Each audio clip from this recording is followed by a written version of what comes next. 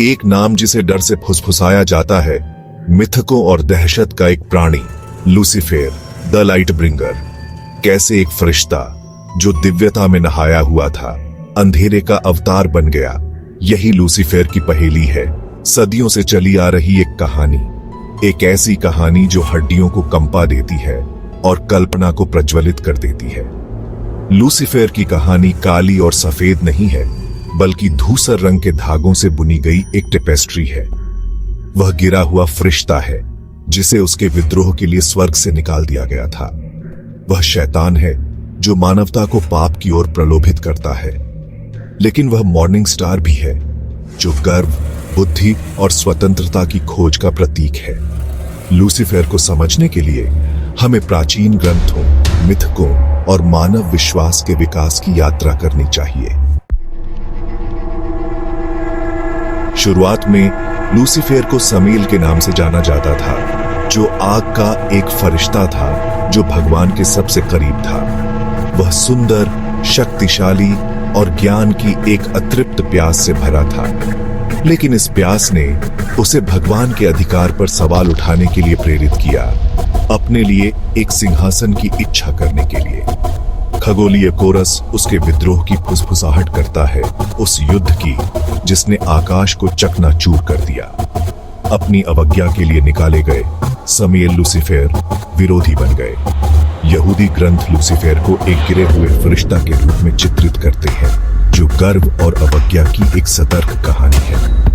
ईसाई धर्मशास्त्र उसे शैतान के रूप में चित्रित करता है, ईडन गार्डन में प्रलोभन देने वाला, अनुग्रह से मानवता के पतन का वास्तुकार। इस्लामी परंपरा उसे इब्लीस के रूप में जानती है, जो एक शक्तिशाली जिन्न है जिसने आदम को नमन करने से इनकार कर दिया, जिससे भगवान का शाश्वत क्रोध अर्जित हुआ।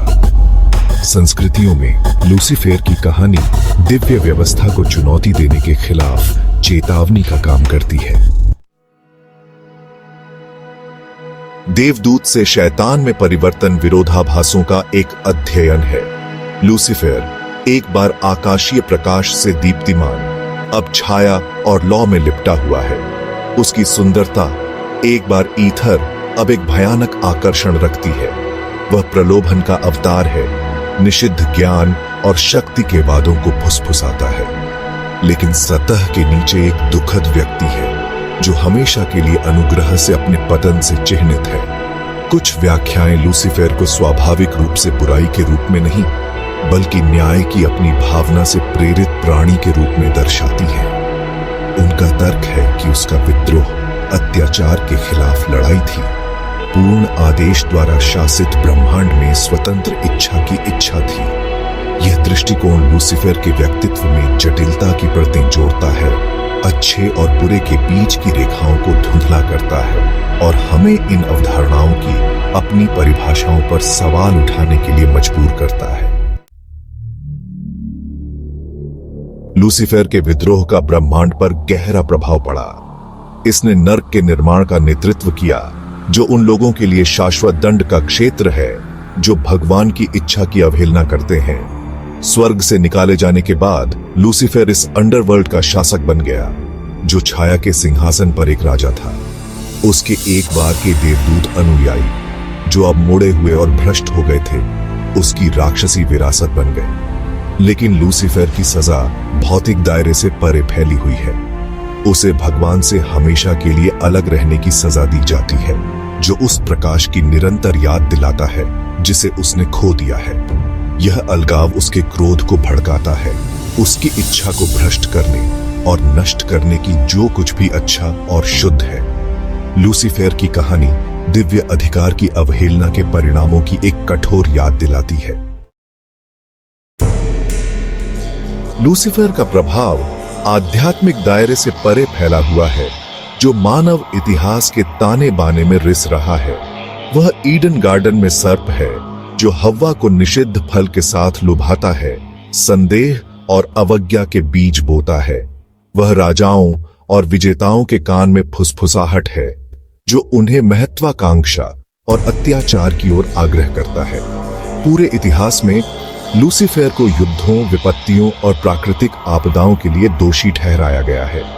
उसे सभी बुराइयों के स्रोत के रूप में देखा जाता है।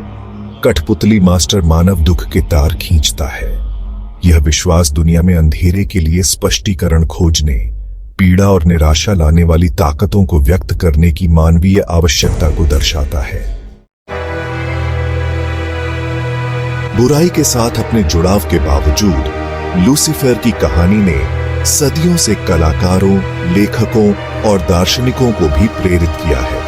वह अधिकार के खिलाफ विद्रोह का प्रतीक है, स्वतंत्र इच्छा और बौद्धिक जिज्ञासा का चैंपियन है। साहित्य में उन्हें एक जटिल और दुखद व्यक्ति के रूप में चित्रित किया गया है, जो अपने ही आंतरिक राक्षसों से जूझ रहा एक गिरा हुआ देवदूत है। जॉन मिल्टन का पैराडाइज लॉस्ट लूसीफर को एक करिश्माई और वाक्पटु विद्रोही के रूप में प्रस्तुत करता है, जो ज्ञान की प्यास और भगवान के नियंत्रण से मुक्त होने की इच्छा से प्रेरित है। मैरी शेली का फ्रैंकस्टाइन अनियंत्रित महत्वाकांक्षा के खतरों और भगवान की भूमिका निभाने के अनपेक्षित परिणामों की पड़ताल करता है। ये कार्य और अनगिनत अन्य मानव प्रकृति की जटिलताओं और अच्छाई और बुराई के बीच शाश्वत संघर्ष की जांच करने के लिए लूसीफर की कहानी का उपयोग लेंस के रूप में करते हैं। आधुनिक संस्कृति में लूसीफर की छवि को डीमनाइज्ड और रोमांटिसाइज्ड दोनों तरह से पेश किया गया है। वह अनगिनत हॉरर फिल्मों और वीडियो गेम में खलनायक है, जो हमारे गहरे डर का प्रतिनिधित्व करने वाला एक भयानक व्यक्ति है।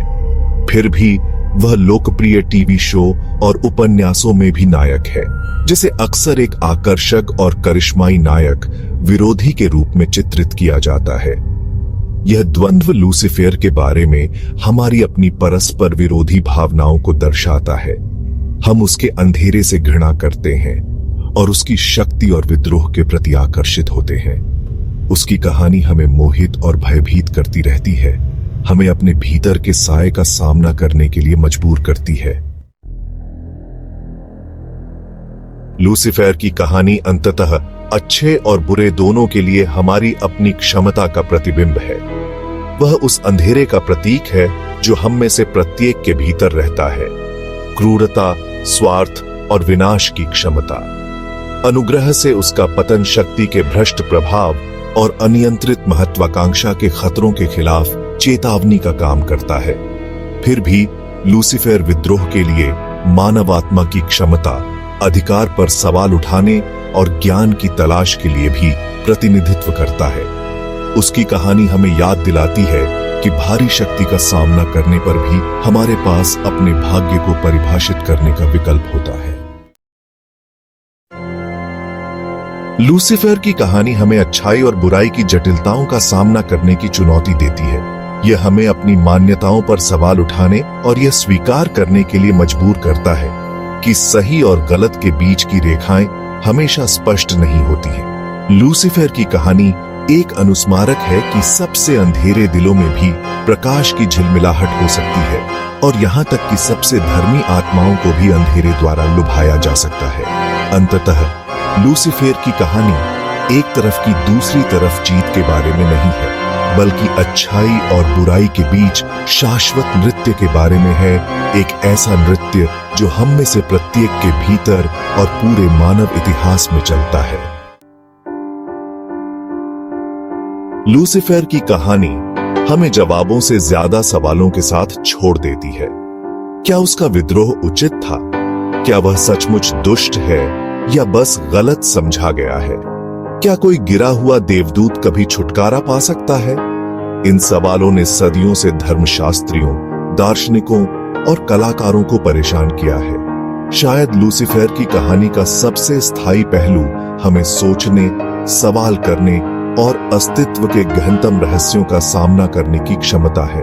अंत में लूसीफर की कहानी हमारी अपनी मानवता, अंधेरे और प्रकाश दोनों के लिए हमारी क्षमता और दोनों से भरी दुनिया में अर्थ खोजने के लिए शाश्वत संघर्ष को दर्शाती एक दर्पण है।